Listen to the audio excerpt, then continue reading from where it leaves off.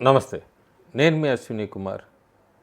2019 ఫిబ్రవరి అందరికి బాగా గుర్తుంటుంది. పుల్వామా అటాక్, దాడి, సూసైడ్ బాంబర్ మన ఆర్మీ జవాన్లు తీసుకొస్తున్న ట్రక్ని పేల్చివేయటం, 40 మంది జవాన్లు ప్రాణాలు కోల్పోవటం పెద్ద దురదృష్టకర సంఘటన అప్పుడు జరిగినప్పుడు. ఆ సూసైడ్ బాంబర్ కూడా జైష్ ఈ మొహమ్మద్కి సంబంధించిన వ్యక్తి అని, తర్వాత చాలా పెద్ద ఎత్తున ఆర్డీఎక్స్ సమకూర్చుకున్నాడు, ఆర్డీఎక్స్తోనే మొత్తం అంతా పేల్చేశాడు. ఈ ట్రక్నంతా అన్నా కూడా ప్రతిపక్షాలు అప్పుడు ప్రభుత్వం ఏం చేస్తోంది, ఇంత పెద్ద ఎత్తున ఆర్డీఎక్స్ని అతను సమకూర్చినప్పుడు ఇంటెలిజెన్స్ ఏజెన్సీస్ ఏం చేస్తున్నాయి ఇవన్నీ అంటూ కూడా అప్పుడు విమర్శలు.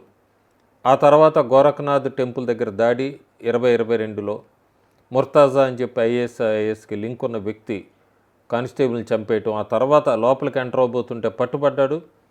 అతను మొత్తం కూడా ఎంక్వైరీ చేసినప్పుడు అతని దగ్గర భారీ ఎత్తున ఈ ఆర్డీఎక్స్ పేలుడు పదార్థాలు ఇవన్నీ కూడా దొరికినాయి. సో ఎక్కడి నుంచి వస్తున్నాయి వీళ్ళందరికీ, ఏంటి ఈ ఆర్డీఎక్స్లు ఇంత ఎత్తున ఎట్లా సమకూర్చుకుంటున్నారు ఇవన్నీ, దీని మీద ఒక comprehensive update on terrorist financing risk అని ఒక అప్డేట్ రిపోర్ట్ ఒకటి ఇచ్చింది FATF, అంటే ఫైనాన్షియల్ యాక్షన్ టాస్క్ ఫోర్స్.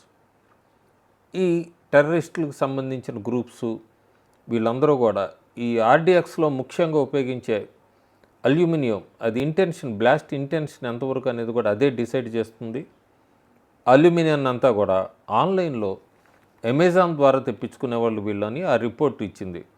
అది కూడా commerce platform and online market place EPOM అంటాం. దీని ద్వారా వాటిని ఆర్డర్ ఇచ్చి అల్యూమినియం అంతా తెప్పించుకునే వాళ్ళు వీళ్ళు. అలాగే దానికి కావాల్సిన పార్ట్స్, విడివిడి భాగాలన్నీ కూడా, వెపన్స్కి సంబంధించిన విడిభాగాలు ఇవన్నీ కూడా వీళ్ళు కామర్స్ ఆన్లైన్ ప్లాట్ఫామ్ అమెజాన్ ద్వారా వీళ్ళంతా సమకూర్చుకున్నట్టుగా రిపోర్ట్ చెప్తుంది. అంతేకాకుండా వీళ్ళు ఈ ఫైనాన్షియల్ ట్రాన్సాక్షన్స్ అంతా కూడా ఈపాల్ ద్వారా మొత్తం అంతా పేపాల్ ద్వారా చేసేవాళ్ళని, వీళ్ళకి వేరే దేశాల నుంచి భారతదేశంలో ఉన్న ఈ ISIS సింపథైజర్స్కి పేపాల్ ద్వారా, అట్లాగే వీళ్ళు కూడా వివిధ దేశాల్లో ఉన్న వాళ్ళందరికీ కూడా పేపాల్ ద్వారా ట్రాన్సాక్షన్స్ చేసేవాళ్ళని, వీళ్ళంతా చాటింగు ఇదంతా కూడా డిస్కషన్ మొత్తం అంతా కూడా VPN అంటాం, అంటే వర్చువల్ ప్రాసెసింగ్ నెట్వర్క్. దీని ద్వారా అంటే ఎక్కడ కూడా IP అడ్రస్లు ఏవి కూడా దొరకవు.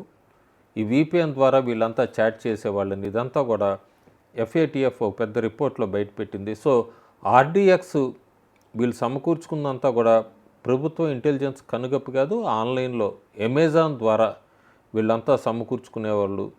ఆ రకంగానే 2019 ఆ బ్లాస్టిక్ కానీ గోరఖనాథ్ టెంపుల్ దగ్గర జరిగినప్పుడు, ఈ మధ్య ఆంధ్రప్రదేశ్లో కూడా చూసాము రాయచోట్లో, అక్కడ కూడా భారీ ఎత్తున ఆర్డీఎక్స్ ఇవన్నీ ఎక్స్ప్లోజివ్స్ కూడా దొరికినాయి.